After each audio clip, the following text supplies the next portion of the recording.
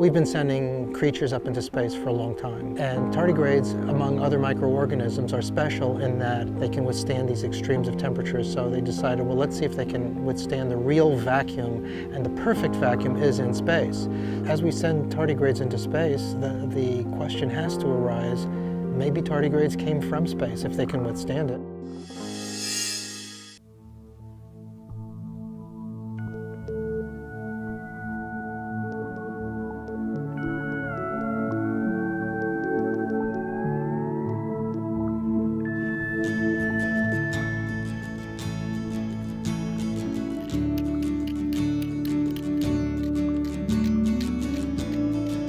I consider myself a naturalist. I've been called a naturalist in a classical sense, which, for example, and I'm not comparing myself, but Charles Darwin was a naturalist, and he made a contribution to science. So basically, I'm just an ordinary person, and I like nature, like most people do.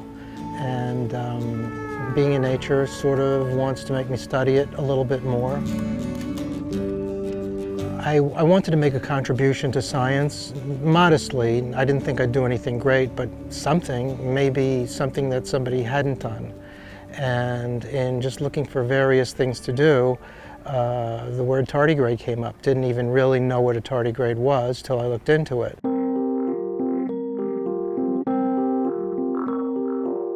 So tardigrades are little microscopic creatures. They're about 1 millimeter or less in size. They're very tiny. Basically, it's a little caterpillar-like creature. It looks like a caterpillar with 8 legs, and it has claws which look like bear claws. That's why it's called a water bear. They have a mouth, they have a digestive tract, they have muscles, they have a nervous system. So they're similar to us in that way.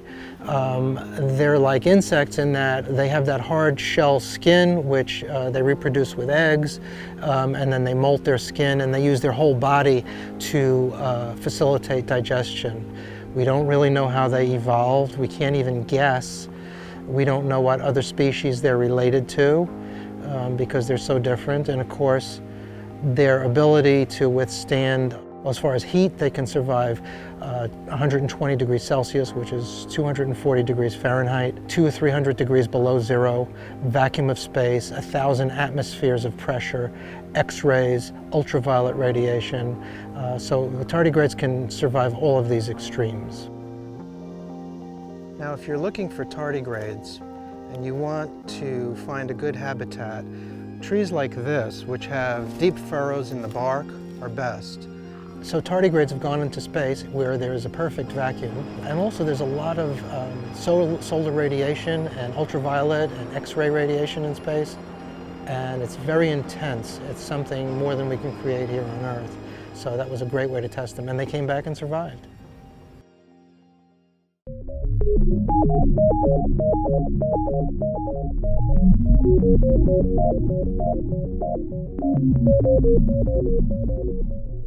Did tardigrades come from space?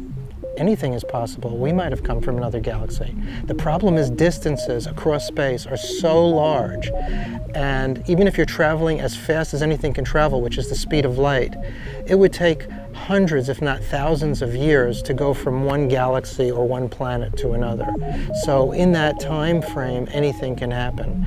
You can't colonize planets that way, not now, not as far as we know. So the answer right now is anything is possible. I don't have a personal theory about it. Do I believe in extraterrestrial life, that life exists outside this planet? Yeah, I do believe that. Just because I believe in odds and possibilities, and because the universe is infinite, if you can just grasp that, which is hard enough to do. There might be other forms of life right under our nose, such as tardigrades, which are right here, which did come from other planets. We don't know that, though.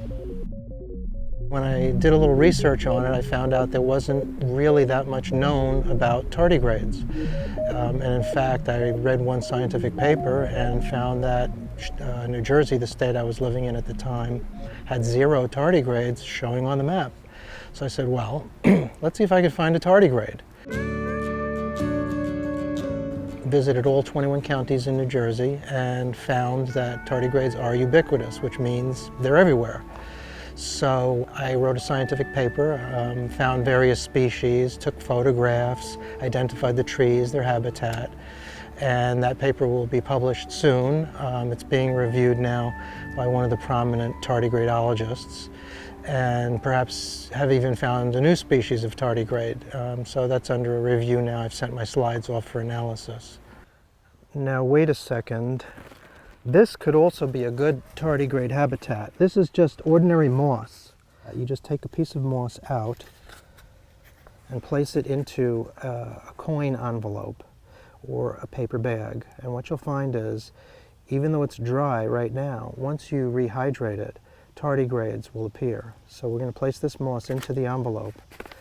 How do tardigrades go into what's called cryptobiosis or suspended animation? I mean, that's pretty fascinating. They just curl up into a little ball, they create a very hard shell, and somehow, some way within, there's a seed of moisture, a molecule of water that preserves them inside this encrustment. The lifespan of a tardigrade, if it was just moving around in the water and you were observing it, might be only 6 months, but because it dries out, rehydrates, dries out, rehydrates, dries out, rehydrates, this could be done over a period of many, many years. You know, this is how they preserve themselves. Sometimes they can be 100 years old that way.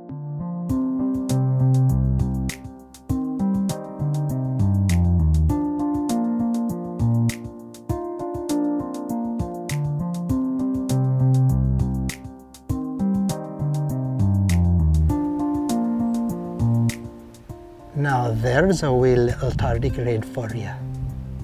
So what we want to do is actually get to look at them close up. We'll change this objective to a tighter, more powerful lens.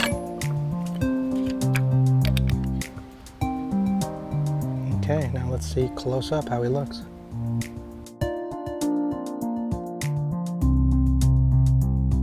So when you're looking through the microscope and you're seeing this little tardigrade moving around in his environment, he's in the moment, he's in the now.